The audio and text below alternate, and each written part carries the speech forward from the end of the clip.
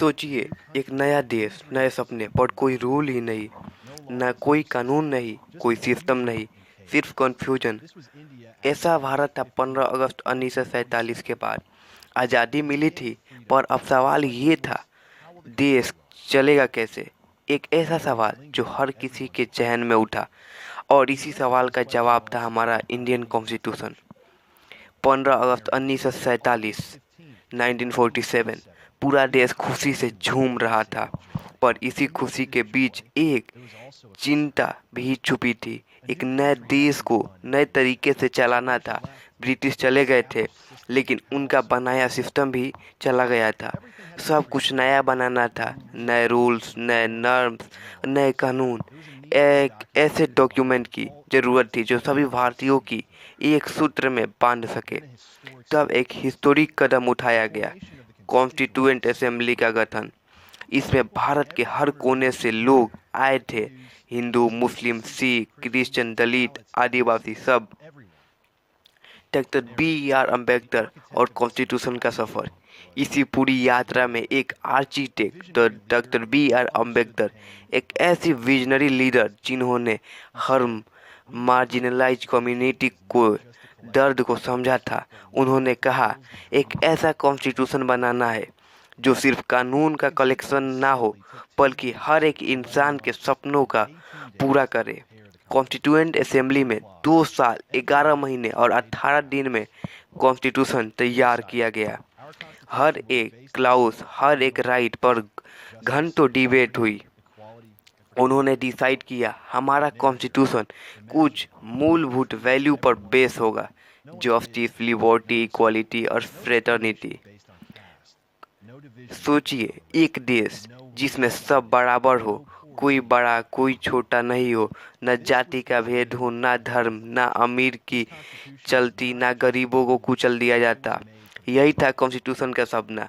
ये कॉन्स्टिट्यूशन सिर्फ रूलर्स के लिए नहीं, आम आदमी के लिए भी बना था। ये कॉन्स्टिट्यूशन हर किसी को वॉइस देता था, चाहे वो गांव के रहने वाले हो या मेट्रो सिटी के रेसिडेंट हो। कॉन्स्टिट्यूएंट असेंबली के की फीचर्स। चलिए आप समझते हैं कॉन्स्टिट्यूएंट के कुछ इम्पोर्टेंट फीचर्स को सिंपल लैंग्वेज में। फेडरलिज्म मतलब पावर को डिवीजन करना।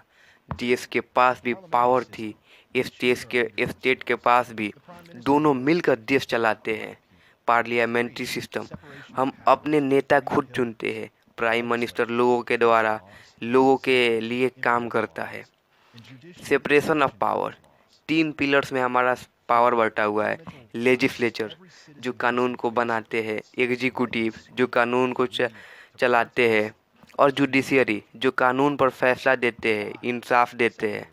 फंडामेंटल राइट्स, हर सिटीजन के पास कुछ बेसिक राइट्स होते हैं, बोलने का, पढ़ने का, प्रोटेस्ट करने का और धर्म का चुनाव करने का। इसी को फंडामेंटल राइट कहते हैं। सेकुलरिज्म, हमारा देश किसी एक धर्म का नहीं, सबको बराबर इज्जत मिलती है, हिंदू, मुस्लिम, सिख, क्रिश्चियन, सबको। और कॉन्स्टिट्यूशन की कहानी, एक छोटी सी कहानी सोचिए। रहीम एक छोटा लड़का था जो मुंबई के एक स्लम में रहता था। पढ़ाई का शौक था, लेकिन पैसे नहीं थे। कॉन्स्टिट्यूशन ने उसे दिया राइट टू एजुकेशन। सुनीता एक छोटी गांव की लड़की थी। पहले लड़कियों को स्कूल नहीं भेजा जाता था। आज वो जज बनने का सपना देख सकती है, क्योंकि कॉन्स्टिट्यूशन ने कहा सबको बराबरी का हक है।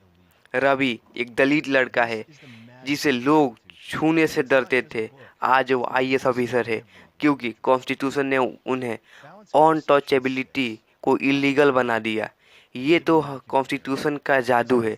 ये सिर्फ किताब नहीं, ये हर एक इंसान की आवाज़ है।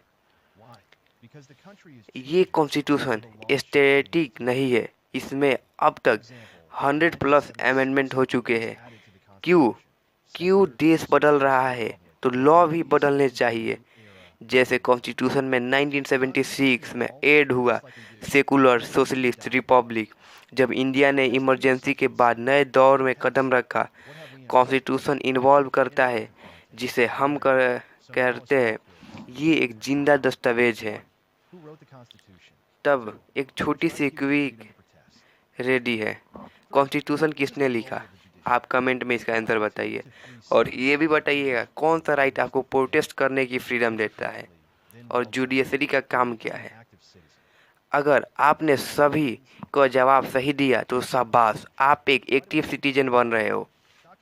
Final summary. तो दोस्तों, आज हमने जाना कॉन्स्टिट्यूशन क्या होता है, क्यों हम एक कॉन्स्टिट्यूशन चाहिए था, डॉक्टर B.R. अम्बेडकर का रोल, फंडामेंटल राइट क्या है, फेडरलिज्म, सेकुलरिज्म और पार्लियामेंट्री सिस्टम क्या होता है। सबसे बड़ी बात, कॉन्स्टिट्यूशन सिर्फ एक किताब नहीं, आपका हक है, आपका गाइड है और आपका प्रोटेक्टर भी। अगर आपको ये कहानी पसंद आई हो तो क्या करना है, याद है ना? वीडियो को लाइक करो, कमेंट में लिखो मेरा संविधान मेरा गौरव, और हाँ, स्कॉलर साबान को सब्सक्राइब करना मत भूलना ताकि हर नए चैप्टर का वीडियो सबसे पहले मिले। नेक्स्ट वीडियो में मिलेंगे और ज़बरदस्त कहानी के साथ, अंडरस्टैंडिंग सेकुलरिज्म। तब तक के लिए जय हिंद।